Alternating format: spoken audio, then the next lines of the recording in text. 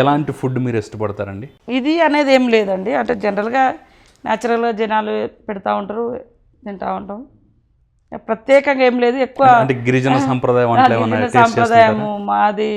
ఎక్కువ ఈ చేపలలో కూడా ఎండబెట్టిన చేపలు అయితే ఇష్టపడతా. ఎండబెట్టిన రొయ్యలు, ఎండబెట్టిన చేపలు, మటన్ కూడా ఎండబెట్టింది అయితే కొంచెం ఇంట్రెస్ట్ అనిపిస్తుంది.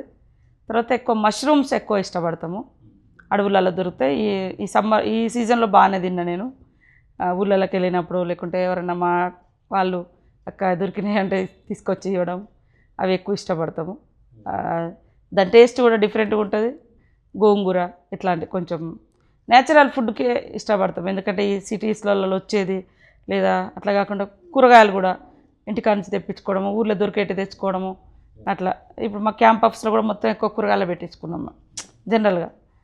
అది ఏదైనా గడకో గంజ ఎట్లా దొరికితే అంబలి.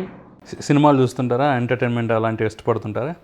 ఎక్కువ బయటికంటే ఎప్పుడైనా ఇక్కడ ఏదైనా మెంటల్ డిజార్డర్లు ఉన్నప్పుడు మనోళ్ళు పెడతా ఉంటారు.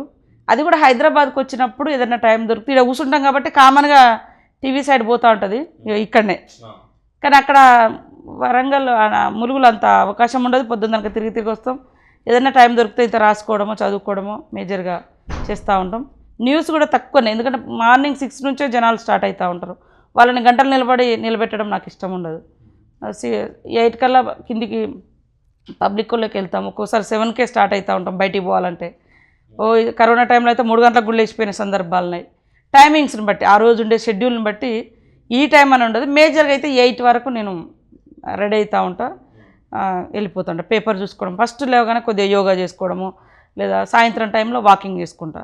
యాక్చువల్గా సాయంత్రం వాకింగ్, మార్నింగ్ యోగా. ఎందుకంటే మార్నింగ్ యోగా కిందికి పోవడము, అది జనాలు అందరూ వస్తూ ఉంటారు కాబట్టి మార్నింగ్ వాకింగ్ చేయలేము, ఈవినింగ్ యోగా చేయలేము. కాబట్టి యోగా అనేది కొంచెము టైం కేటాయించుకున్నప్పుడు, హర్రీ లేనప్పుడు మాత్రం కొద్దిసేపు యోగా చేసుకుంటా. ఈవినింగ్ టైంలో కొంచెం వాళ్ళతో వీళ్ళతో మాట్లాడుకుంటూ, ఫోన్లు మాట్లాడుకుంటూ వాకింగ్ చేస్తాం 1 అవర్. రాజకీయ జీవితంలో మీ ఫైనల్ గోల్ ఏంటి? ఇది సాధించాలి అనే ఒక గోల్, లక్ష్యం ఏమన్నా ఉందా మీకు? లక్ష్యం అంటే ఇంత అభివృద్ధి, ఇంత అని ఒక దిక్కు మనం చూపిస్తున్నాం, కానీ అభివృద్ధి ఛాయలు లేనటువంటి ఊర్లు ఇంకా ఉన్నాయి. గవర్నమెంట్లు ఏదైతే బిలో పావర్టీ అనుకొని సంక్షేమ పథకాలు పెడుతున్నామో, ఆ బిలో పావర్టీ ఉన్న వాళ్ళకు ఎంతవరకు మనం చేర్చగలుగుతున్నాం, అది టార్గెట్ పెట్టుకోవాలని. వాళ్ళను కనీసం ఎడ్యుకేషన్, హెల్త్, ఎలక్ట్రిసిటీ, ఒక రోడ్డు, ఒక ఇల్లు, ఒక పెన్షను, ఇలాంటి అర్హులకు మనము రాజ్యాంగ ఫలాలు అందాల్సినటువంటి అర్హులకు, ఆ రాజ్యాంగ హక్కులు అందాల్సినటువంటి వర్గాలకు ఎంత చేరువలో ఉన్నాం మనం, అది మనము చూడాలి. కానీ మీరందరూ ఒక సొసైటీని చూసారు. మేము ఈ కరోనా టైంలో మీరందరూ ఒక సొసైటీని చూపించారు.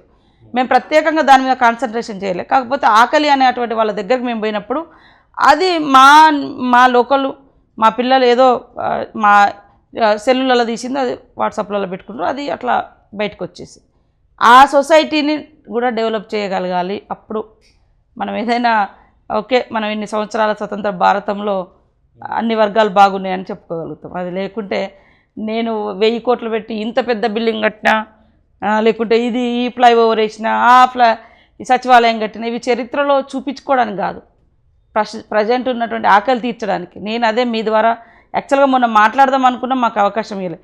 చిరు వ్యాపారులు, ప్రైవేట్ టీచర్సు, వీవీలు, లేదా ఆటో డ్రైవర్లు, క్యాబ్ డ్రైవర్లు, రకరకాల వాళ్ళు ఈ పాండమిక్ టైంలో ఇబ్బంది పడ్డారు ప్రజలు.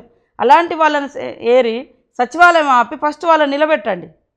సెక్రటేరియట్ ఇప్పటికిప్పుడేం అవసరం లేదు, పెద్ద పెద్ద ప్రాజెక్టులు ఇప్పటికిప్పుడేం అవసరం లేదు. ఫస్ట్ ప్రజలు ఆకలితో మరణించకుండా వాళ్ళకు ఉపాధి చూపించాలి. వాళ్ళు ఈఎంఐలు, ఆఎంఐ, అవి ఇవి అని పెట్టి తెచ్చిరు, రెంట్ కట్టలేని పరిస్థితులు ఉన్నారు.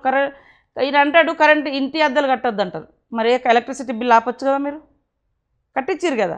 అదే అంటాను, ఇంటి వాళ్ళు మాత్రం ఫ్రీగా ఇవ్వాలంట. ఆయన ఎక్కడో అప్పులు తెచ్చి ఇల్లు కట్టుకొని ఉంటాడు, ఇంటి వాళ్ళు 4 రోజులు ఆపగలుగుతాడు అడగకుండా, కానీ కట్టకుండా ఉంటాడా? మరి నువ్వు గవర్నమెంట్ కరెంటు బిల్లు ఆపకుండా పోయినావు కదా, కనీసం అవైనా మాఫీ చేయాలి కదా, చేయలేదు. సచివాలయమో లేకుంటే ఇంకో ప్రాజెక్టు ఇంకోటి అంటున్నారు కదా అప్పులు తెచ్చి. వాటికన్నా ముందు ప్రజల్ని నిలబెట్టండి, ప్రజల జీవితాలు నిలబెట్టండి, నిరుద్యోగులకు ఉద్యోగ ఉపాధి అవకాశాలు కల్పించండి. వాళ్ళే జీఎస్టీ రూపంలో, ట్యాక్స్ రూపంలో గవర్నమెంట్ని మళ్ళీ నిలబెడతారు ఇంకో ఏడాది తర్వాత. అది ఆ సబ్జెక్ట్ వచ్చేలోపల నా నోరు కట్ చేసిరు. ఆ నాగులు రోజు మాట్లాడిన రోజు నాగులకు నేను నివాళులు అర్పిస్తూ నేను యాక్చువల్గా ఈ సబ్జెక్ట్ మాట్లాడాలనుకున్నా, ఈ చిరు వ్యాపారుల గురించి వాళ్ళ కథం కట్. మళ్ళీ ఉల్టా నన్నే ఏం మాట్లాడుతాం అంటారు. వీళ్ళకేమన్నా అసలు దెబ్బ కొట్టుకోవడానికి అనేక వేదికలు ఉన్నాయి, చెప్పుకోవడానికి పబ్లిక్ మీటింగ్ పెట్టచ్చు, ప్రజల సమావేశాలు పెట్టచ్చు. కానీ మాలాంటి గొంతును నొక్కడానికి ఈసారి మాత్రము నాకు అసలు చాలా ఇరిటేషన్ అనిపిస్తుంది. ఎందుకు పెట్టారు అసలు అసెంబ్లీ? ఎందుకు కేవలం బిల్లు పెట్టుకొని ఇంకా ఏం చేసుకుంటారు అనేది. ఖచ్చితంగా మీ ఆశయం నెరవేరాలని కూడా మనస్ఫూర్తిగా కోరుకుంటున్నామండి. ఇంత బిజీ టైంలో కూడా మాకు సమయం ఇచ్చినందుకు మరొక్కసారి మీకు ధన్యవాదాలు తెలుపుకుంటున్నామండి. Thank you very much. ఇప్పుడు ఆపరేషన్ లేకుండానే మోకాళ్లకు ప్లాస్మా ట్రీట్మెంట్, మీ ఆర్థోపెడిక్ సమస్యలన్నిటికీ రోబోటిక్ టెక్నాలజీ ద్వారా తక్కువ ఖర్చుతో శాశ్వత పరిష్కారం, ఫ్రీ కన్సల్టేషన్, ప్రతి ట్రీట్మెంట్ పై 20% డిస్కౌంట్. ఈ ఆఫర్ కొద్ది రోజులు మాత్రమే, త్వరపడండి. V9 hospitals 9281465842.